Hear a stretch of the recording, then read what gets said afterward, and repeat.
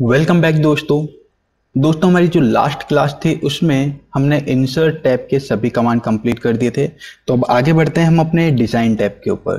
तो design tab में दोस्तों हमें सिर्फ दो ही अलग अलग सेक्शन मिलते हैं, एक है डॉक्यूमेंट्स फॉर्मेटिंग एंड दूसरा है पेज बैकग्राउंड। तो इस क्लास में हम कवर कर देते हैं अपना documents formatting and next class में हम कवर करेंगे अपना पेज बैकग्राउंड। तो चलिए स्टार्ट करते हैं दोस्तों हमारे डॉक्यूमेंट्स फॉर्मेटिंग के ऊपर। तो डॉक्यूमेंट्स फॉर्मेटिंग में सबसे पहला हमें कमांड मिल जाता है थीम। तो थीम का मतलब होता है दोस्तों कि आपके डॉक्यूमेंट्स में जो भी हेडलाइन है या फिर ये आपने जो भी इसमें टेक्स्ट टाइप किया है वो किस टाइप से विजिबल होना चाहिए, उसके कलर क्या होने चाहिए, उसके फॉन्ट क्या होने चाहिए। जो बाय डिफॉल्ट प्री स्टाइल जो हमें एमएस वर्ड देता है वो आपको यहाँ पे देखने के लिए मिल जाते हैं। ये ऑटोमेटिकली हमारे हेडर का, हमारे टेक्स्ट का एंड हमारे यहाँ पे जो फुटर है, जो हमारा हेडर है, जो हमारी हेडलाइन है, जो हमारा टाइटल है, उसके ऑटोमेटिक टेक्स्ट चेंज करता है, उसका कलर चेंज करता है। आपको अपने अकॉर्डिंग इसमें से कोई अच्छा लगता है तो वो आप यहाँ पे सिलेक्ट कर सकते हैं। जो बाय डिफॉल्ट हमारे जो फीचर दिए हुए हैं, बाय डिफॉल्ट जो थीम दी हुई है उनमें से कोई आपको पसंद होता है तो आप यहाँ से उसका वो डिज़ाइन सिलेक्ट कर सकते हैं। अदरवाइज आप इसमें कस्टम डिज़ाइन भी बना सकते हैं, जैसे कि हमने बाय डिफॉल्ट कस्टम डिज़ाइन बनाया था, आप ये देख सकते हैं। तो ये बाय डिफॉल्ट हमारा कस्टम डिज़ाइन है। अगर इनमें से कोई पसंद आता है तो हम यहाँ से उससे सिलेक्ट कर सकते हैं। तो ये हो गई थीम की बात दोस्तों। एंड यहाँ पे आपको थीम में तीन ऑप्शन मिल जाते हैं। ब्राउज फॉर थीम, अगर आपके पीसी में कोई थीम ऑलरेडी सेव्ड है तो उसमें से आप ब्राउज कर सकते हैं। Reset to theme from template, आपकी जो थीम है उसे आप रीसेट कर सकते हैं अगर आपने उसमें कुछ चेंज किया हो तो। एंड यहाँ पे सेव करंट थीम, हमारी जो करंट थीम है उसे हम सेव भी कर सकते हैं। तो कुछ इस टाइप से हमारे वर्क करते हैं। एंड यहाँ पे जो हमारी कस्टम थीम है जो हमने लास्ट हमारे पावर पॉइंट में सेव किया था तो वो ऑलरेडी सब में सेव हो जाती हैं। तो चलिए ये बात हो गई हमारे थीम की। अब आगे हम बढ़ते हैं यहाँ पे डॉक्यूमेंट्स फॉर्मेटिंग में। तो यहाँ पे हमें इस डॉक्यूमेंट्स के लिए और भी अलग अलग चीज़ें देखने के लिए मिल जाती हैं। इसमें क्या होता है दोस्तों कि हमारा जो कलर है, जो हमारे टेक्स्ट हैं वो कॉमन ही रहते हैं, बस उसका जो स्टाइल है वो चेंज हो जाता है। तो जैसा कि मैं यहाँ पे एरो लेके आ रहा हूँ तो आप देख सकते हैं कि हर किसी में थोड़ा थोड़ा स्टाइल कहीं पे चेंज होता है। इसमें हमारा कलर भी चेंज हुआ, यहाँ पे भी कलर चेंज हुआ, इधर बाय डिफॉल्ट यहाँ पे कलर चेंज हुआ, यहाँ पे स्टाइल थोड़ा चेंज हुआ, स्पेसिंग गैप बढ़ गया। तो यहाँ पे उसका जो स्टाइल है अपने अकॉर्डिंग आप एडजस्ट कर सकते हैं। तो और आगे बढ़ते हैं दोस्तों। तो आगे हमें मिल जाता है कलर का ऑप्शन। तो कलर में दोस्तों फॉर एग्जांपल अगर मैं कोई भी थीम सेट करता हूँ लाइक दिस कि मुझे ये वाली थीम अच्छी लग रही है, ये वाली थीम अच्छी है तो मैं इसे सिलेक्ट कर देता हूँ।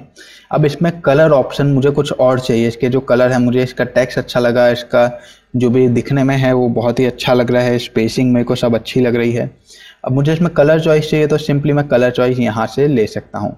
अब जो कलर चाहें वो इधर से आप सिलेक्ट कर सकते हैं। तो अलग अलग कलर ऑप्शन आपको देखने के लिए मिल जाते हैं। इनमें से कोई कलर पसंद नहीं आता तो आप कस्टम कलर भी कर सकते हैं।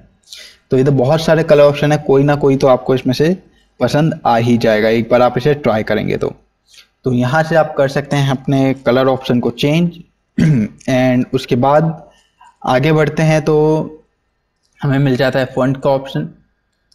तो सेम इसी टाइप से आप यहाँ से फॉन्ट भी चेंज कर सकते हैं। यहाँ पे मैं कर्सर लेके आ रहा हूँ तो आप देख सकते हैं हमारे फॉन्ट ऑटोमेटिक चेंज हो रहे हैं। ये फॉन्ट सभी टेक्स्ट में चेंज हो जाएंगे। आपको एक एक पर्सनली सिलेक्ट करके, जैसे मुझे क्वेश्चन में कोई और फॉन्ट रखना है या फिर इधर कोई और फॉन्ट रखना है, ऐसा नहीं होता।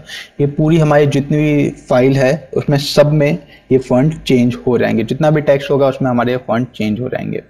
तो आपको जो भी फॉन्ट यहाँ पे अच्छा लगे आप रख सकते हैं। तो जैसे कि हमने यहाँ पे ये रख दिया, ओके। एंड देन उसके बाद हमें ऑप्शन मिल जाता है पैराग्राफ स्पेसिंग।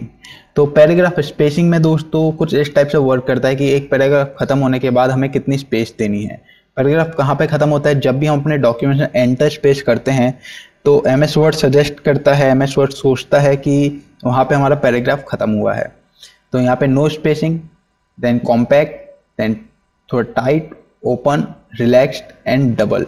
तो आप देख सकते हैं यहाँ पे मैंने एंटर प्रेस किया हुआ है तो यहाँ पे मेरा स्पेसिंग में कितना गैप हो रहा है। एंड जैसे कि इधर भी आप देख सकते हैं क्वेश्चन के बाद हमने एक एंटर प्रेस किया था तो यहाँ पे भी गैप होगा। तो कुछ इस टाइप से हमें यहाँ पे गैप देखने के लिए मिल जाएगा। आप देख सकते हैं कितना कितना गैप हमें देखने के लिए मिल जाता है।